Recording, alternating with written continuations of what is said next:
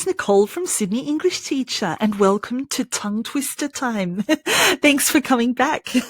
Today, we've got a tongue twister that looks relatively easy, but believe me, once you start saying it, it's a real tongue twister. Here it is. He threw 3 free throws. So the issue here is the TH and the F, especially that middle part, 3 free. Let's try it slowly first. He threw 3 free throws. Again, he threw 3 free throws. Let's do it faster.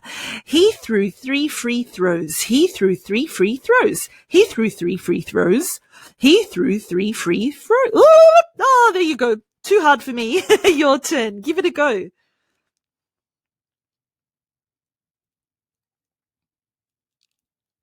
Well done. He threw 3 free throws. Let's do it as fast as we can. Are you ready?